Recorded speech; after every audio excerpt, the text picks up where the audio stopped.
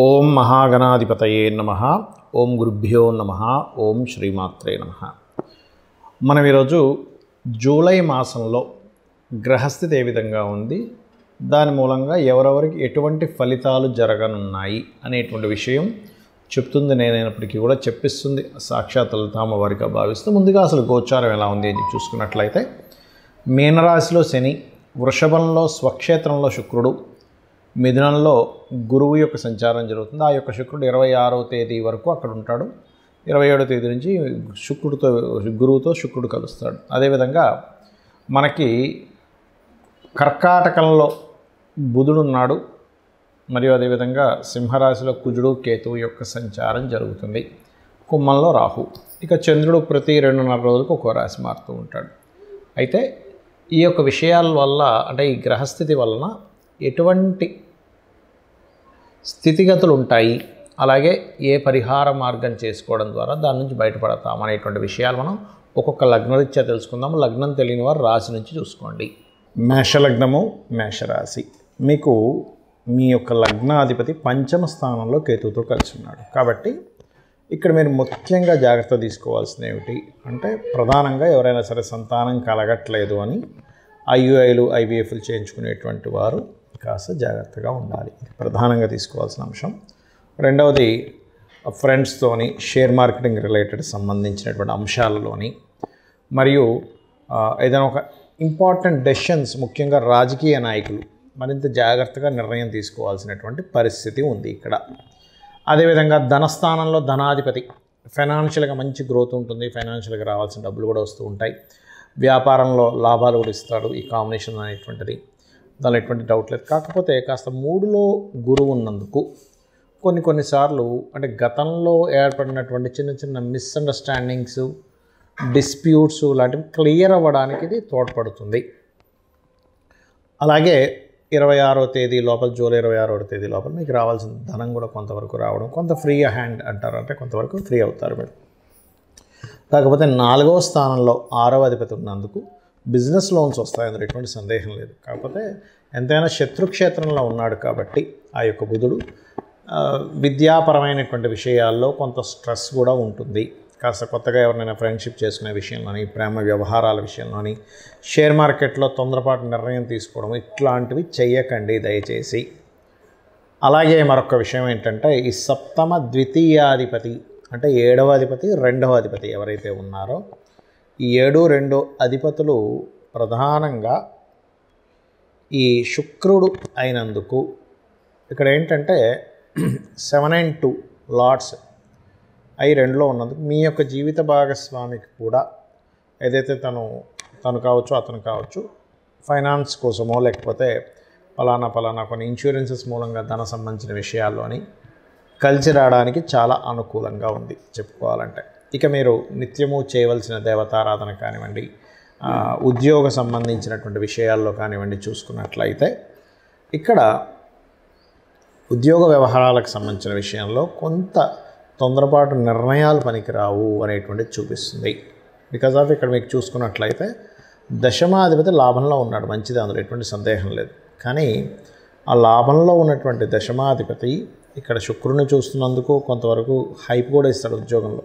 కానీ కొన్నిసార్లు ఈ 12వ స్థానంలో ఎంతైనా ఎల్నాడ్సిన్ అయినందుకు కొంత వ్యాపారాల విషయంలో, ప్రధానంగా వ్యాపారం విషయంలో కొన్ని తొందరపాటు నిర్ణయాలు తీసుకునేటువంటి ఛాన్సెస్ కనిపిస్తుంది. ఉద్యోగం విషయంలో పెద్ద ఇబ్బంది ఏమి ఉండదు, కానీ వ్యాపారం చేసే విషయంలో ఎవరో ఏదో బాగా లాభాలు వస్తాయని కానీ అందులో డబ్బులు పెట్టేసి అక్కడ స్ట్రక్ అవ్వడం అనేటువంటిది ఉంది. కాబట్టి ఎప్పుడైనా ఎల్నాడ్సిని 12వ స్థానంలో సంచారం జరిగేటప్పుడు ఇన్వెస్ట్మెంట్స్ విషయంలో కాస్త జాగ్రత్తగా ఉన్నట్లయితే అన్ని విధాలా బాగుంటుంది. నవగ్రహాల్లో కుజకేతు గ్రహాల దగ్గర దీపారాధన చేయండి. సూర్య భగవాను చూస్తూ సూర్యుడికి అర్ఘ్యం వదులుతూ సుబ్రహ్మణ్యేశ్వర స్వామిని, గణపతిని ఆరాధన చేయండి. గోవులకి క్యారెట్స్ మరియు గ్రాసము తినిపించండి. అన్ని విధాలా మీకు బాగుంటుంది. నన్ను చాలామంది అడుగుతున్నటువంటి కొన్ని ప్రశ్నలకి ఇప్పుడు ఈ వీడియోలో నేను మీకు చెప్తాను. చాలామంది ఏంటంటే నన్ను అడుగుతున్నటువంటిది, అసలు ఒక జన్మజాతకం తీసుకున్నప్పుడు అందులో అస్సలు మహాదశ కానివ్వండి, యోగాలు కానివ్వండి సరిగ్గా లేక చాలా దారుణమైనటువంటి స్థితిలో ఉన్నప్పుడు కూడా మనం బయటపడవచ్చా అన్నది చాలామంది అడిగారు. అని ఒకటే గుర్తుపెట్టుకోండి. మొట్టమొదటిగా మనం అర్థం చేసుకోవాల్సింది ఏంటంటే, గ్రహాలు మిమ్మల్ని దారుణమైన స్థితిలోకి తీసుకెళ్ళట్లే. మీ యొక్క పూర్వజన్మ కర్మే మిమ్మల్ని ఈ దారుణమైన స్థితిలోకి తీసుకొచ్చింది. అది బ్యాడ్ కర్మ అయితేనేమో ఒక రకంగా ఫైనాన్షియల్గా, హెల్త్ పరంగా, అపకీర్తి పరంగా అన్ని విధాల ఇబ్బంది పడతాం. గుడ్ కర్మ ఉంటే అదే పరంగా మనిషి ఒక స్టేజ్కి వెళ్తాడు. అయితే మనం ఇక్కడ అర్థం చేసుకోవాల్సింది ఏంటంటే, కర్మ మనల్ని ఆ స్టేజ్కి తీసుకెళ్తుంది. కానీ ఆ కర్మ ప్రదాత అయినటువంటి ఆ యొక్క అమ్మవారు కానివ్వండి, స్వామివారు కానివ్వండి, పరమేశ్వరుడు అనుకోండి, మీరు పూజించేటువంటి ఏ దేవతా స్వరూపం అయినా కానీ, అది విష్ణువు, శివుడు, రుద్రుడు ఎవరైనా కానీ, వాళ్ళ చేతిలో వాళ్ళ యొక్క కనుసైకల్లో ఈ విశ్వం మొత్తం తిరుగుతూ ఉంటుంది, గుర్తుపెట్టుకోండి. అయితే మీరు ఎటువంటి గ్రహస్థితిలో జన్మించినా ఒకటి నిత్యము గనక దేవతారాధన చేయడము,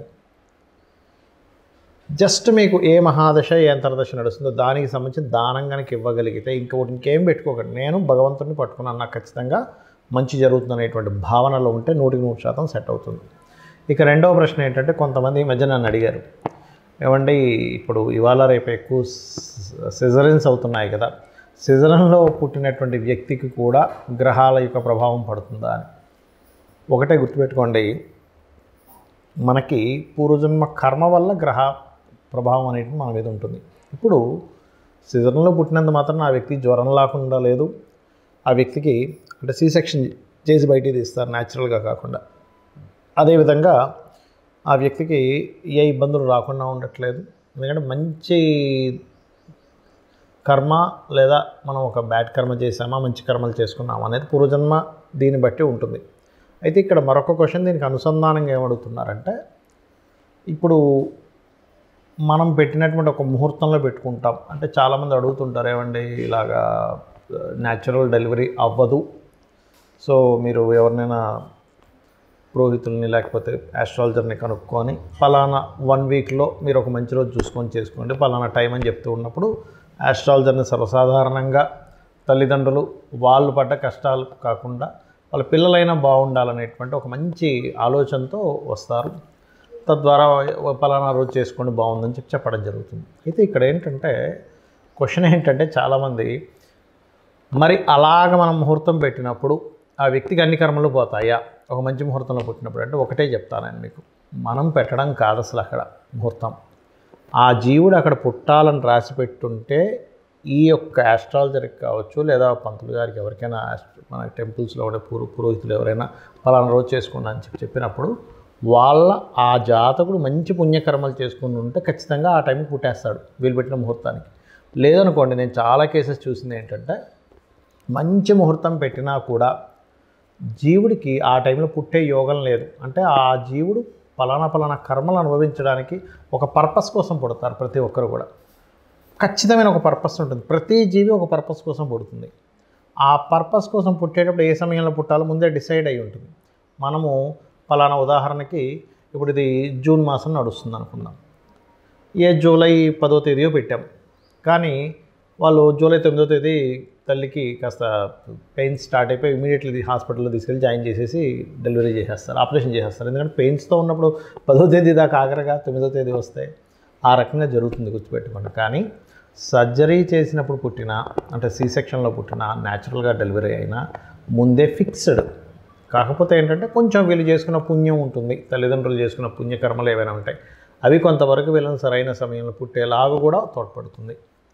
అయితే ఇక్కడ చాలామంది ఏంటంటే భయపడుతున్న అంశాలు ఏలినాడు శని, కాలసర్ప యోగం, ఇది చాలా పెద్ద ఎఫెక్ట్ ఇస్తుంది అనేటువంటిది ఒక మిత్తులో ఉంటున్నారు. ఒకటి గుర్తుపెట్టుకోండి, నేను చాలా వీడియోలు చెప్పాను, మళ్ళీ చెప్తున్నా, 180 మంది ప్రెసిడెంట్ల జాతకాలు నెట్లో నేను సెర్చ్ చేసి చూశాను. అందులో 90% ఆఫ్ ఈ యొక్క ప్రెసిడెంట్లకి కాలసర్ప యోగం ఉంది. అంటే ఒక్కసారి మనం ఆలోచించినట్లయితే, మరి వాళ్ళు ప్రెసిడెంట్లు అయ్యారే కాలసర్ప యోగం ఉన్నప్పుడు మనం ఎందుకు మన జీవితం ఏదో పాడైపోతుందని ఆలోచిస్తున్నాము అనే ఒక్క చిన్న లాజిక్ పాయింట్ మీరు అర్థం చేసుకుంటే సెట్ అవుతుంది. అంటే ఎందుకు అంటే వాళ్ళ పర్సనల్ చార్ట్స్లో ఓ దేశానికి నాయకుడు అయ్యే యోగం ఉంది.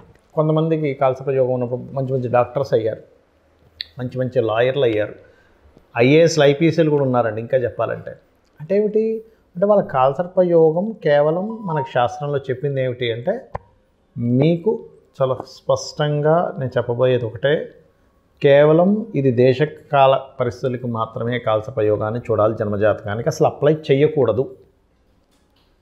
గుర్తుపెట్టుకోండి.